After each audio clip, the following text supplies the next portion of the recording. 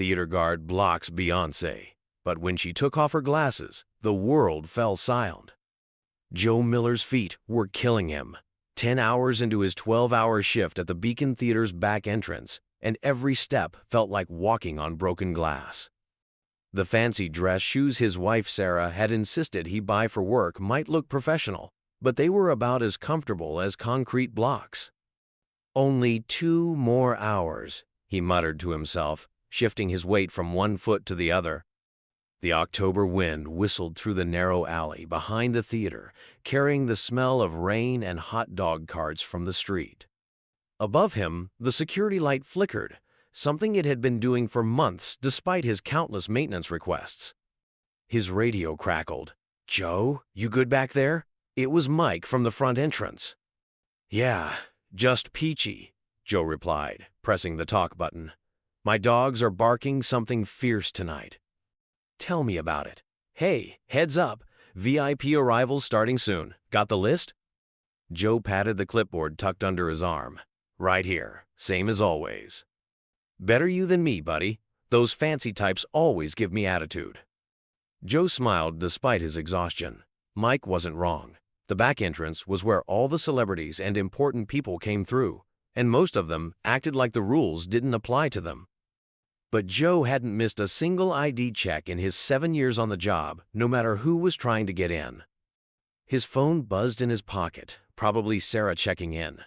She worried about him working these long shifts, especially since he'd started picking up extras to help pay for Tommy's braces.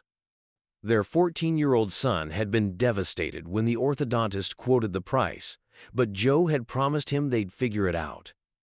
"Just let me check this message real quick," he said into his radio. "Back in a sec." But before he could reach for his phone, a sleek black SUV pulled into the alley, its headlights momentarily blinding him. Joe straightened up, adjusting his tie, another one of Sarah's additions to his work attire. "You never know who you might meet," she always said. The SUV's door opened, and 3 large men in suits stepped out first. Security, Joe could tell right away from their earpieces and stance. They had that same look he saw in the mirror every morning, alert, professional, ready for anything. "Evening, gentlemen," Joe said, gripping his clipboard. "I'll need to see some credentials." The biggest of the 3 stepped forward. "We're with the talent. Here's our passes." He handed over 3 laminated cards, which Joe checked carefully against his list. "These check out," Joe said, handing them back. "And the talent?" That's when she stepped out of the SUV. Even in the dim alley light, everything about her screamed money and importance. The blazer probably cost more than Joe made in 3 months. Designer bag, designer shoes, and those big dark sunglasses celebrities always seemed to wear, even at night. "Ma'am," Joe nodded politely. "I'll need to see your credentials as well." A younger woman, probably an assistant, practically materialized beside the woman in sunglasses. "There must be some mistake," she said, her voice tight with anxiety. "We were told everything was arranged." Joe felt the familiar tension building. He'd been through this 100 times before. Important person doesn't think the rules apply to them. Important person's people try to smooth things over. Important person gets angry when Joe doesn't back down. "No mistake, ma'am," Joe said firmly. "Everyone needs proper credentials to enter through this door. No exceptions." One of the security guards stepped closer. "Listen, man, do you know who this is?" Joe squared his shoulders. He might be tired, his feet might be killing him, but this was his job. Don't much care who it is. Rules are rules. The woman in sunglasses hadn't said a word yet.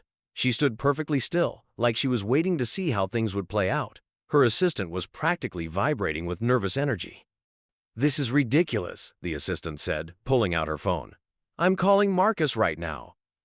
Joe knew Marcus, the theater manager who always seemed to be sweating about something. "Call whoever you like," Joe said. "But until I see proper credentials, nobody's going through this door." A few stagehands had stopped to watch the scene unfold. Joe could hear them whispering, probably taking bets on whether he was about to get fired. The security guards were exchanging looks, clearly trying to decide how to handle this. The woman in sunglasses moved then, reaching into her designer bag. Joe tensed slightly. Years of security work had taught him to be ready for anything. But she just stood there, hand in her bag, like she was thinking. "Ma'am," Joe said, trying to keep his voice professional despite his mounting frustration, "I understand you probably have somewhere to be. But I need to see proper ID and credentials, or I'm going to have to ask you to use the main entrance like everyone else." That's when she did something unexpected. She laughed. Not a mean laugh or an angry one, just a small, quiet chuckle that somehow made Joe even more nervous.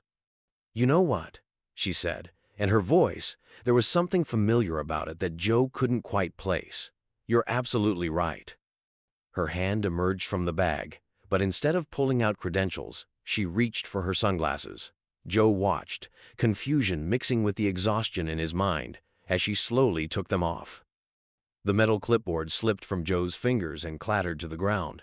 The sound echoed through the suddenly silent alley like a gunshot. Because standing in front of him, smiling with those eyes that had graced a million magazine covers, was Beyoncé Knowles Carter herself. And Joe had just told her she couldn't come into her own show. Time seemed to stop in that alley. Joe could hear his own heartbeat pounding in his ears, drowning out even the distant sound of traffic. A drop of sweat rolled down his back despite the cool October air. One of the stagehands, Kevin, the new kid, dropped his coffee cup. The sound of it shattering against the concrete made Joe flinch. Dark liquid spread across the ground, steam rising in the chilly air, but nobody moved to clean it up. Nobody moved at all. Joe's mind was racing, trying to process what was happening. He'd seen Beyoncé before, of course. Who hadn't? On TV, in magazines, on billboards. But seeing her in person was different. There was something about her presence that made the dingy theater alley feel like the fanciest venue in the world. Joe started, but his voice cracked. He cleared his throat and tried again. "I'm so sorry, Ms. Knowles Carter. I didn't." "Don't," she said, raising one perfectly manicured hand. "Don't apologize." Her security team had relaxed slightly, seeing their boss wasn't upset. The assistant, however, looked like she might faint. "But I need to call Mr. Marcus," the assistant insisted, her phone still in her shaking hand. "This is totally unacceptable. We need to." "What's your name?" Beyoncé asked, ignoring her assistant and looking directly at Joe. "Joe Miller, ma'am," he managed to say, wondering if he should pick up the clipboard or if bending down might make him pass out. "Well, Joe Miller," she said, and the way she said his name made it sound important somehow. "You were doing exactly what you're supposed to do, weren't you?" Before Joe could answer, the back door burst open. Marcus came stumbling out, his round face red from running. He took in the scene, the dropped clipboard, the spilled coffee, Beyoncé standing there with her sunglasses in her hand, and Joe looking like he'd seen a ghost. "Oh my God! Oh my God!" Marcus panted, nearly tripping over his own feet. "Ms. Knowles Carter, I am so sorry about this. This is completely unacceptable." "Joe, what were you thinking? I can't believe." "Marcus," Beyoncé said, and though her voice was quiet, it cut through his rambling like a knife through butter. "Take a breath." Marcus's mouth snapped shut. He looked like he might cry. "Your security guard was doing his job," she continued, "and he was doing it well." Joe felt something warm bloom in his chest, pushing back against the cold fear that had gripped him. Was this really happening? Maybe he'd fallen asleep on his feet. It wouldn't be the first time during a long shift. But you. Marcus struggled to find words. "He protected your venue," Beyoncé said firmly. "That's exactly what he's supposed to do." She turned back to Joe. "Now, I believe you needed to see some ID?" With movements that seemed almost dreamlike, she reached back into her bag and pulled out her credentials. Joe stared at them for a moment before remembering he needed to check them against his list. He bent down to retrieve his clipboard, trying to ignore how his knees shook. The stagehands were still watching, phones now out, probably texting everyone they knew about what was happening. Kevin was still standing in the puddle of his spilled coffee, seemingly unaware of the liquid soaking into his shoes. Joe's hands trembled as he checked her credentials against his list. Everything matched, of course. He'd never checked any documentation more carefully in his life. "These appeared to be in order, Ms. Knowles-Carter," he said, amazed that he managed to keep his voice professional. She smiled then, a real smile that lit up the entire alley. "Thank you, Joe. You know, my daddy always said you can tell a lot about a person by how they handle power. The ones who abuse it when they have it, and the ones who stand up to it when they don't." Joe wasn't sure how to respond to that. His mouth felt dry as cotton. "The car's waiting, Miss Carter," one of her security guards said gently. "We should get inside." She nodded, but paused before walking through the door. "Joe, are you going to be here after the show?" "Yes, ma'am," he said automatically. "Until midnight." "Good," she said, sliding her sunglasses back on. "We'll talk more then." And with that, she walked past him into the theater, her entourage following behind. The assistant shot Joe a look that was equal parts amazed and confused before hurrying after her boss. Marcus stood there for a moment, looking like he'd aged 10 years in the past 5 minutes. "Joe," he said finally, I don't even know what to say." "Neither do I, sir," Joe replied honestly. As Marcus went back inside, probably to hyperventilate in his office, Joe pulled out his phone. He had 3 missed texts from Sarah. "How's your night going, honey?" "Tommy just got an A on his math test." "Should I keep dinner warm for you?" Joe stared at the phone, trying to figure out how to even begin telling his wife what had just happened. Finally, he typed, "You're never going to believe what just happened on my shift." The rest of the night stretched ahead of him, and somewhere in the building behind him, Beyoncé was preparing for her show, and she wanted to talk to him afterward. Joe looked down at his aching feet in their fancy dress shoes and smiled. Maybe Sarah had been right about dressing for success after all. Joe spent the next hour trying to keep his hands from shaking. Every time he checked someone's credentials, he had to concentrate twice as hard just to read the names properly. His mind kept replaying the moment those sunglasses came off, like a video stuck on loop. "Miller!" Mike's voice crackled over the radio, making him jump. "You alive back there? You haven't checked in for a while." Joe fumbled with his radio. "Yeah, I'm here. It's been an interesting night." "Interesting? What? Did the Queen of England show up or something?" Joe let out a shaky laugh. "Not exactly." The sound of music drifted through the heavy theater doors. The opening act was probably on stage by now. Joe could feel the bass vibrating through the soles of his uncomfortable shoes. He checked his phone about 20 times in the past hour, reading and rereading his text conversation with Sarah. "What do you mean you met Beyoncé? Are you serious?" "Joseph Miller, you better not be messing with me." "Tommy says you're lying, but I told him his daddy doesn't lie." He'd tried to explain what happened, but the words felt inadequate. How do you describe a moment that seems impossible even when you live through it? Kevin, the coffee-spilling stagehand, had already become a sort of instant celebrity among the crew. Joe could hear him telling the story to anyone who'd listen. And then Joe was like, "I don't care who you are," and then bam, it was actually Beyoncé. Marcus hadn't emerged from his office yet. Through the door's window, Joe could see him pacing back and forth, occasionally stopping to dab his forehead with a handkerchief. "You okay, boss?" called Jerry, one of the older security guards who'd stopped by to retrieve a jacket from the break room. "You're looking a bit pale." Joe tried to smile. "I'm fine, just processing." Jerry leaned against the wall, crossing his arms. "Been doing this job 30 years, kid. Seen all kinds of famous folks come through these doors. But I gotta say, I've never seen anyone handle it quite like you did." "You mean I've never seen anyone mess up quite like I did?" Joe muttered. "Mess up?" Jerry snorted. "You did your job, exactly what you're paid to do. And from what I hear, the Queen Bee herself respected that." Before Joe could respond, his radio crackled again. "All units, be advised," came the dispatcher's voice. We've got some fans trying to access the restricted areas. Everyone stay alert." Joe straightened up, grateful for the distraction. This was familiar territory, dealing with over-enthusiastic fans who thought they could sneak backstage.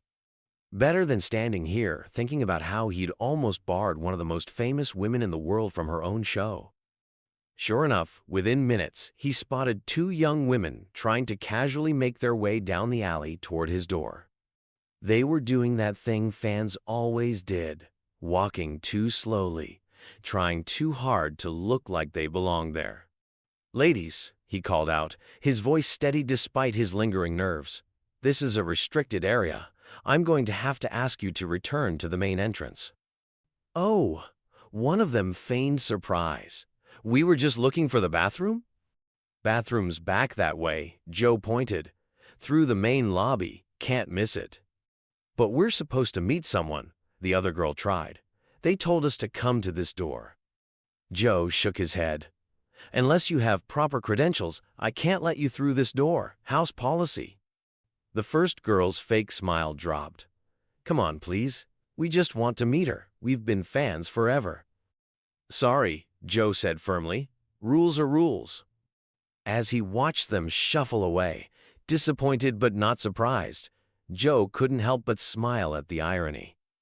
Here he was, turning away fans for not having credentials, just hours after he'd done the same thing to their idol. His phone buzzed again, another text from Sarah. "Tommy wants to know if you got her autograph, did you?" Joe typed back, "Haven't exactly had the chance, honey. Besides, I don't think." He stopped typing as a new wave of anxiety hit him.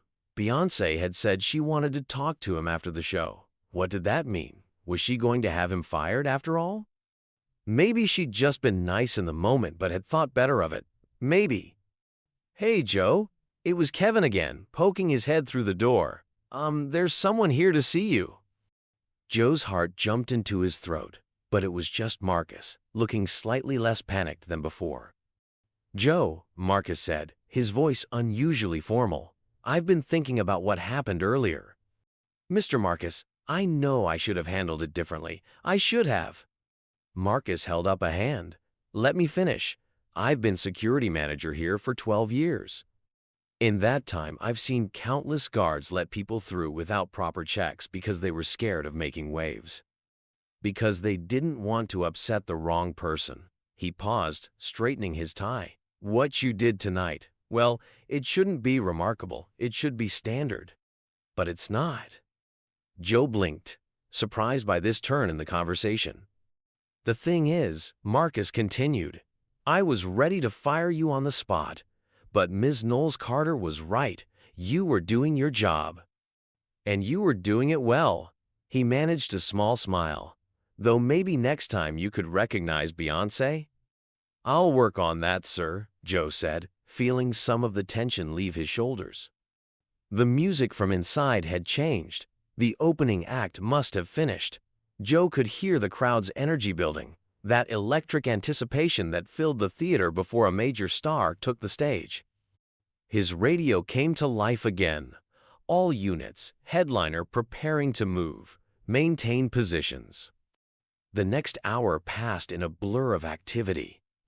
Security teams coordinating movements, stagehands rushing back and forth, the constant crackle of radios as everyone made sure the star's path from dressing room to stage was clear and secure.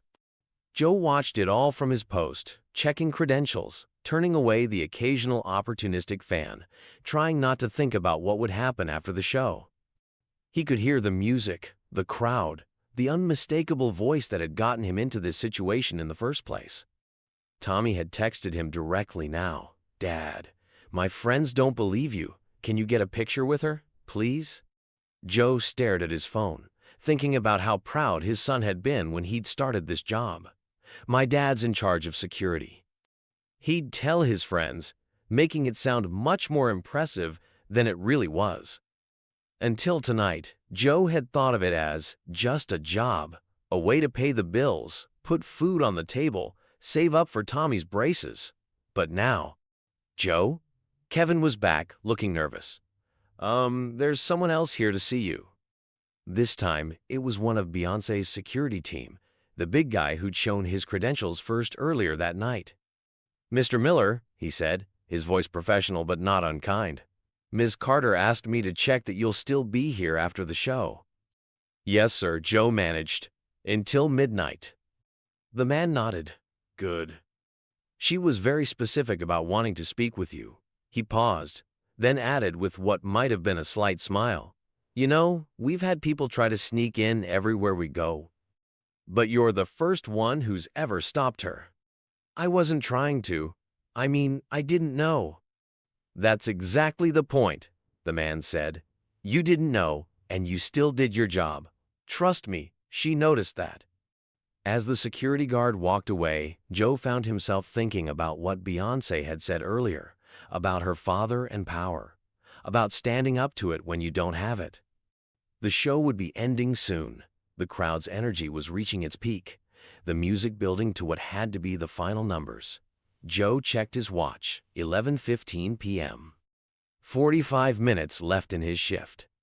45 minutes until he found out what Beyoncé Knowles Carter wanted to say to the security guard who'd almost kept her out of her own show. The final notes of Halo echoed through the theater walls, followed by the kind of applause that made the ground shake. Joe could feel the vibrations through his feet, which had somehow stopped hurting. Amazing what adrenaline could do. His radio was a constant stream of chatter now. Main floor, status? Clear. Backstage, status? Standing by. Exit route secured? Affirmative. Joe checked his watch again. 11:30 p.m.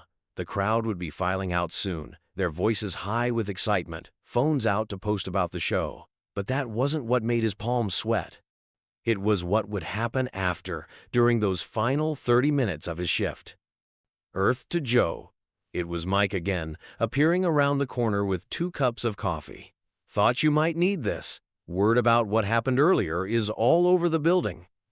Joe accepted the coffee gratefully. "Thanks. Has everyone heard?" "Heard? Brother, there are already 3 different versions of the story going around." Mike leaned against the wall, grinning. "My favorite is the one where you and Beyoncé had a 10-minute standoff before she finally showed her ID. That's not even close to." I know. Kevin told me what really happened. Still, it's going to be theater legend. The night Joe stopped Beyoncé." Mike made an expansive gesture with his free hand. "They'll probably put up a plaque." "Please stop," Joe groaned, but he was smiling despite himself. His phone buzzed again. This time it was Sarah sending a photo of Tommy pretending to faint in their living room, with the caption, "He's dying to know what happened. We both are." Before Joe could respond, the back door opened. It was Marcus again, but this time he wasn't alone. Beyoncé's assistant was with him, looking considerably calmer than she had earlier. "Mr. Miller," she said, her professional demeanor firmly back in place, "Miss Carter would like to speak with you in her dressing room." Mike choked on his coffee. "Now?" Joe asked, his voice cracking slightly. "Yes, if you're able to leave your post briefly. We have additional security covering all exits." Joe looked at Marcus, who nodded. "Go ahead, Joe. We've got this covered." The walk to the dressing room felt like a dream. Joe was acutely aware of his uniform. Was his tie straight? Should he have brought his clipboard? What was the protocol for being summoned by a global superstar? The assistant, who introduced herself as Rachel, led him through a maze of backstage corridors. "Miss Carter was very impressed with your professionalism earlier," she said as they walked. "Not many people would have stood their ground like that." "I was just doing my job," Joe said automatically. Rachel smiled. "That's exactly what she said you'd say." They stopped in front of a door with a temporary star on it. 2 security guards stood on either side, the same ones from earlier. They nodded to Joe, almost respectfully. Rachel knocked softly. "Miss Carter, Mr. Miller is here." "Come in." Joe's legs felt like lead as Rachel opened the door. The dressing room was larger than he expected, but somehow still felt warm and intimate. And there, sitting on a plush sofa still in her performance outfit, was Beyoncé. "Joe, she said warmly, standing up. "Thank you for coming. Please, sit down." Joe perched carefully on the edge of an offered chair, trying to remember how to breathe normally. Up close, she was somehow even more impressive than before. Stage makeup still perfect, not a hair out of place, radiating the kind of energy that probably powered small cities. "I wanted to talk to you about what happened earlier," she said, sitting back down. "Ma'am, I want to apologize again for—" "Stop right there," she interrupted, but gently. "What's your full name, Joe?" "Joseph Miller, ma'am." "And how long have you worked security, Joseph Miller?" 7 years at the Beacon, ma'am. Before that, 5 years at a mall in Jersey." She nodded, considering this. 12 years of security work. That's a long time to be protecting people and places. Do you like your job? Joe thought about it. Most days, yes. It's not glamorous, but it matters. Keeping people safe matters. Even when those people give you attitude? Even when they think the rules don't apply to them? "Especially then," Joe said, surprising himself with his firmness. "Rules exist for a reason. If we start making exceptions, where does it end?" Beyoncé's face broke into a genuine smile. "That's exactly what I wanted to hear." She leaned forward slightly. "You know, in my position, I see a lot of people who will do anything to please me, who will bend or break any rule just because of who I am. And while that might make things easier sometimes, it doesn't make things better." She stood up and walked to a nearby table, picking up a bottle of water. "Would you like some water, Joe?" "No, thank you, ma'am." "You know what my daddy used to tell me?" She sat back down, opening the bottle. "He said that integrity is doing the right thing even when no one is watching. But sometimes it's even harder to do the right thing when everyone is watching, especially when they expect you to do something else." Joe thought about all the times he'd had to stand his ground at that door. All the angry voices, the threats to have him fired, the attempts at bribes. "Yes, ma'am." "What you did today, standing your ground, doing your job properly even when faced with pressure, that's rare and valuable." She took a sip of water. "Do you have family, Joe?" The question caught him off guard. "Yes, ma'am. My wife Sarah and our son Tommy. He's 14. "And what does Tommy think about his dad's job?" Joe couldn't help but smile. "He thinks it's cooler than it really is. Or at least he did until tonight. Now he really thinks it's cool." Beyoncé laughed, a real, genuine laugh that made her seem suddenly more human. "Well, he's right. It is cool. Because what you do matters." She set down her water bottle. "Which is why I have a proposition for you." The word proposition hung in the air of the dressing room like suspended glitter. Joe shifted in his chair, his mind racing. Behind him, Rachel the assistant was typing something on her phone, the soft tapping of her fingers the only sound breaking the silence. "I don't understand," Joe finally managed. "A proposition?" Beyoncé leaned back on the sofa, studying him with those famous eyes. "Tell me something first, Joe. What's the hardest part of your job?" He considered this carefully. "Honestly, it's not the long hours or the aching feet. It's when people try to make you feel small, like what you're doing doesn't matter." She nodded slowly. "And yet you keep doing it." "Someone has to," Joe said simply. A small smile played at the corners of her mouth. "My security team is one of the best in the business," she said, gesturing toward the guards outside the door. "They have to be. But do you know what I've noticed over the years?" Joe shook his head. "The best security people aren't always the biggest or the strongest. They're the ones who understand that respect goes both ways. The ones who can be firm without being cruel, who can stand their ground without starting a fight." She paused. "The ones who would stop even Beyoncé at the door if she didn't have the right credentials." Joe felt his face grow warm. "About that, my team has been talking," she continued, holding up a hand to stop his apology. "They were impressed, very impressed, and we have a lot more shows coming up." The implications of what she was saying started to dawn on Joe. His mouth felt suddenly dry. Are you offering me a job?" "I'm offering you an opportunity," she corrected, "to join my security team for future performances. starting with the rest of this tour. Joe's mind reeled. The money would be better, much better, probably. No more worrying about Tommy's braces or the leak in the roof. But, I can see you thinking, Beyoncé said softly. Tell me what's on your mind. It's just, Joe struggled to find the right words. This job here at the Beacon. It's not glamorous, but it's mine. I know every inch of this place, every regular face. My family's built a life around it. Rachel had stopped typing, watching the conversation with undisguised interest. And that loyalty, Beyoncé said, is exactly why we want you. But I understand having roots. That's why I'm not asking you to leave your job. Joe blinked. You're not? No, we want you as additional security for performances. You'd keep your regular job, but when we have shows in the area, you'd work with our team. Best of both worlds. The relief must have shown on his face because she laughed. Did you think I was going to make you choose? I honestly didn't know what to think, ma'am. Please, call me Beyoncé. I think we're past, ma'am. One of the security guards, the big one from earlier, poked his head in. 5 minutes until the cars arrive, Miss Carter. She nodded. Thank you, Marcus. Turning back to Joe, she said, I know this is a lot to take in. You don't have to decide right now. But Joe was already thinking about Tommy's face when he told him, about Sarah's proud smile, about all the times he'd wondered if what he did really mattered. I don't need time, he said. I'd be honored, but I have one condition. The words were out before he could stop them. Rachel's phone clattered to the floor. Even the security guards turned to look. Nobody made conditions with Beyoncé. But she just smiled that warm smile again. Let's hear it. I want to do the job right, Joe said, finding his courage.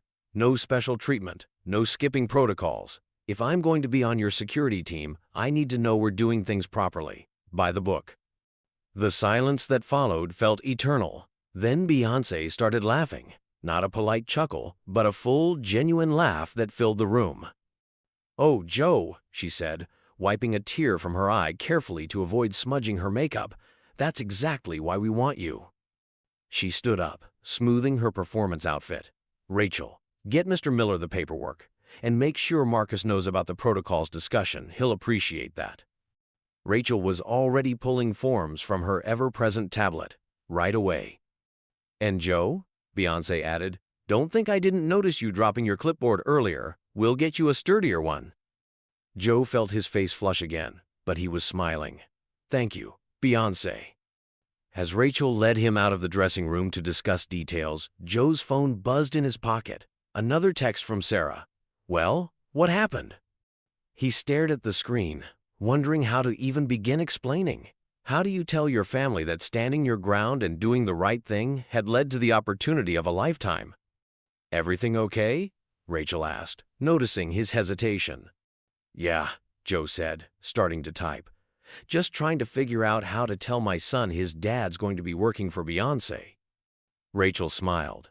Tell him the truth. Tell him his dad got the job by being exactly who he is. Back at his post for the final minutes of his shift, Joe watched the usual end-of-show chaos with new eyes. The rushing stagehands, the security coordination, the fans lingering hopefully by exits, it all felt different now. Not because it had changed, but because he had. Mike's voice crackled over the radio. So, did you get fired or what? Joe pressed the talk button, grinning. Not exactly. But you're not going to believe what did happen. Try me, Mike replied. Well, Joe began, but was interrupted by the sight of Beyoncé's security team escorting her toward the exit. She caught his eye as she passed and gave him a small nod. Actually, Joe said into the radio, maybe I'll tell you tomorrow. Right now, I need to call my family. As he pulled out his phone to FaceTime Sarah and Tommy, Joe thought about what Beyoncé had said about respect going both ways, about doing the right thing even when it's hard, about standing your ground. He'd gone to work today just like any other day, worried about bills and braces and whether his shoes would last another month. He'd done his job just like he always did, not knowing that someone was watching. not knowing that sometimes doing the right thing could change everything. The call connected, and Tommy's excited face filled the screen. "Dad, did you really meet Beyoncé? Did you get her autograph? What happened?" Joe looked at his son's eager expression, at Sarah's worried eyes in the background, and smiled. "Well, buddy, it's kind of a funny story. You see, I almost didn't let her in." The FaceTime call was a blur of excited voices and questions. Tommy was practically bouncing off the walls, and Sarah kept wiping tears from her eyes. "But how did it happen?" Tommy asked for the third time. "Like, exactly how did it happen?" Joe leaned against the wall, adjusting his phone to get better light. "Well, you know how I always check everyone's ID, right?" "Yeah, and we always tell you you're too strict," Tommy interrupted. Sarah's voice came from somewhere off-screen. "Tommy, let your father tell the story." "So this big black SUV pulls up," Joe continued, "and out steps this woman in sunglasses. And I did what I always do, asked for credentials." "But it was Beyoncé!" Tommy shouted, making Joe wince and turn down his phone volume. "I didn't know that at the time, buddy. Remember what I always tell you about doing the right thing?" "Even when it's hard," Tommy and Sarah said in unison, making Joe smile. "Exactly. And let me tell you, it got pretty hard when she took those sunglasses off." A noise from down the hallway caught Joe's attention. The last of the crew was leaving, saying their goodnights. Kevin walked past, giving Joe a thumbs up. "But Dad," Tommy said, his face serious now, "are you really going to work for her? Like, for real?"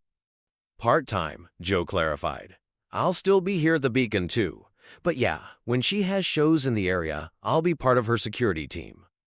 Sarah's face appeared properly in frame now.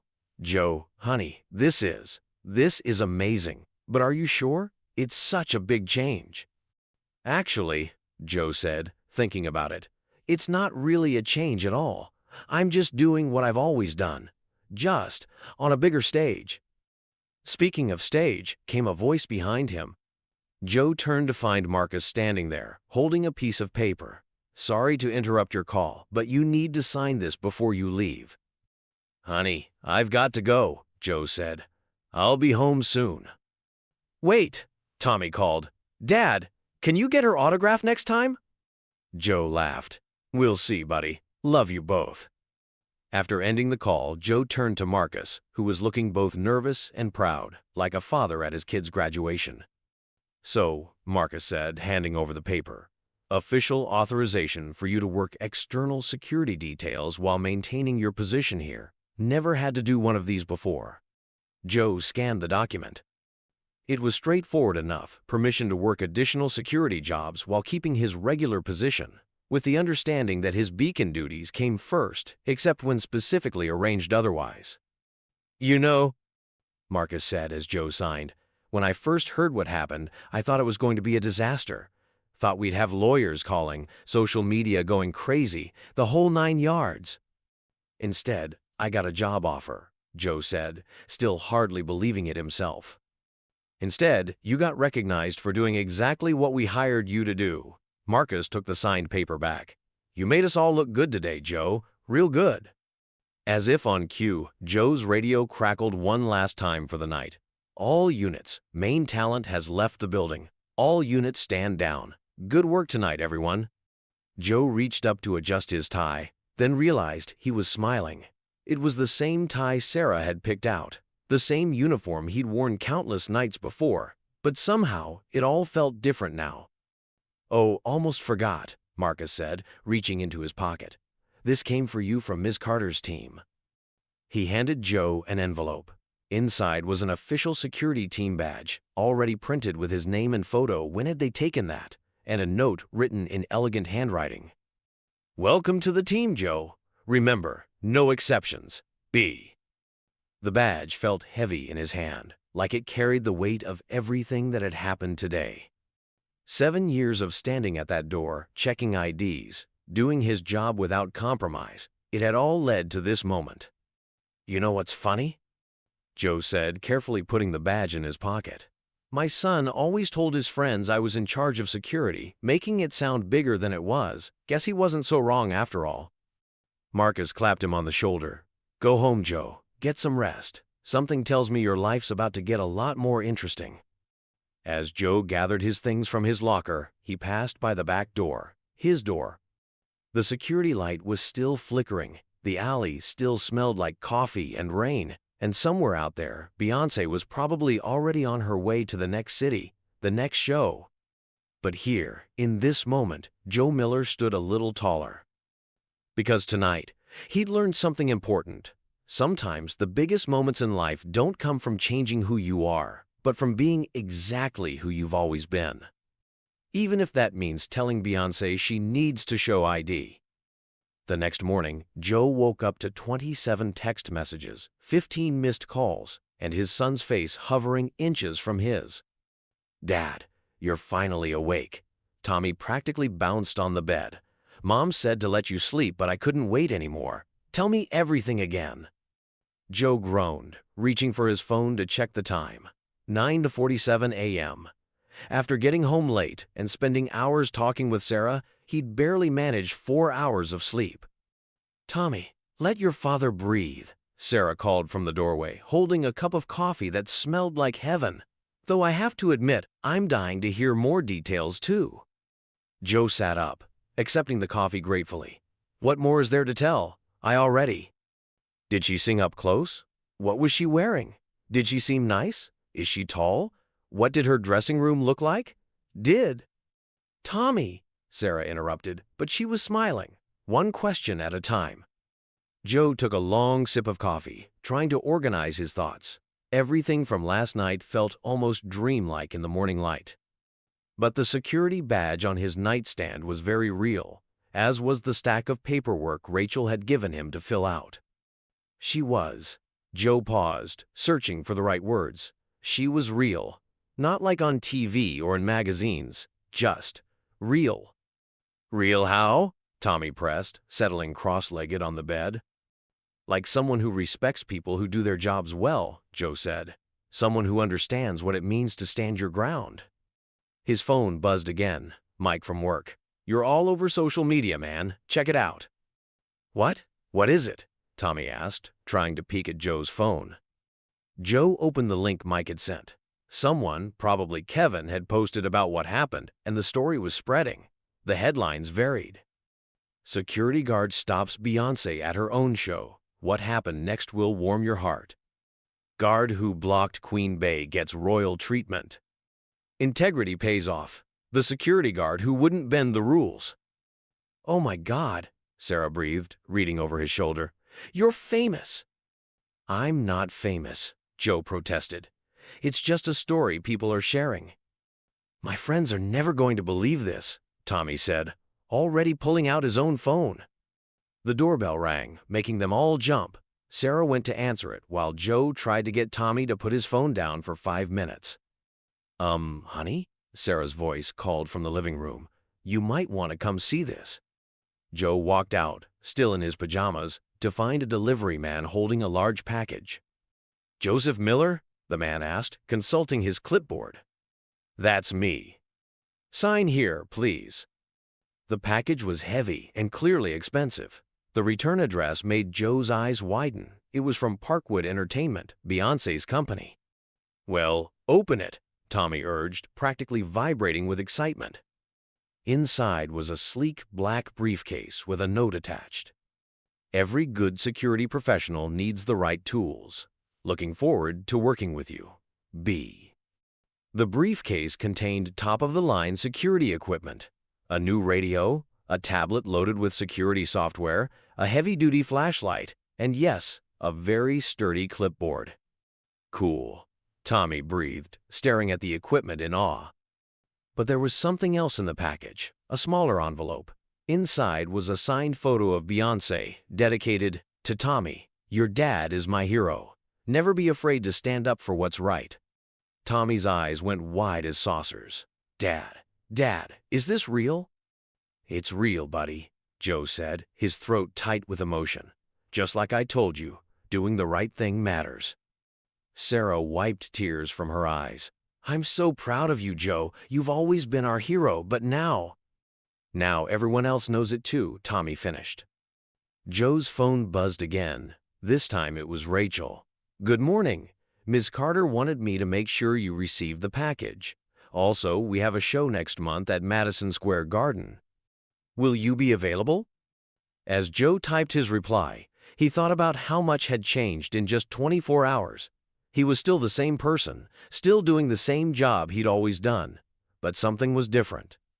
Not because he'd met Beyoncé, not because he was going to work some of her shows, but because he'd proven to himself and everyone else that integrity wasn't just a word, it was a choice you made every day. Hey, Dad, Tommy said, still clutching the autographed photo. Can I take this to school tomorrow? Nobody's going to believe this otherwise. Sure, buddy. Just be careful with it. I will. And Dad? I've been thinking. About what? Maybe I want to be a security guard too when I grow up. Sarah laughed. Yesterday you wanted to be a professional gamer. Yeah, but that was before Dad became cool. Joe pulled his son into a hug. I was always cool. You just didn't notice because I was too busy doing my job right. The rest of the morning was a whirlwind of calls and messages. Marcus wanted to know if Joe could train some of the newer guards, show them how it's really done. Mike couldn't stop sending him memes people were making about the incident. Even Jerry, the veteran guard, texted to say he was proud. But the message that meant the most came from an unknown number just before noon. My daddy always said that a person's character is revealed in the small moments, not the big ones. Thank you for proving him right. See you at MSG, B. Joe showed the message to Sarah, who teared up again. You know what this means, right? She said, squeezing his hand. That I need to buy more comfortable shoes? She laughed. No, it means that all those times you came home tired, all those times you stuck to your principles even when it was hard, it was all leading to this. You weren't just doing a job. You were building a reputation. Joe looked around their modest living room, at Tommy showing his friends the photo over FaceTime, at the security equipment laid out on their coffee table, at Sarah's proud smile. You know what the crazy thing is? He said. If I had recognized her right away, if I had let her in without checking, none of this would have happened. That's because sometimes our biggest moments come when we're not trying to make them happen, Sarah said. They come when we're just being ourselves. Joe's phone buzzed one more time. Another text from Rachel. The team wanted me to ask, will you be wearing the fancy shoes to MSG? Joe laughed, showing Sarah the message. I guess I made an impression. You always do, honey, she said. You always do. Outside, the morning sun was bright, promising another beautiful day. But for Joe Miller, every day would be a little brighter now, knowing that sometimes the simplest acts of integrity could lead to the most extraordinary opportunities. And it all started because he asked Beyoncé to show her ID.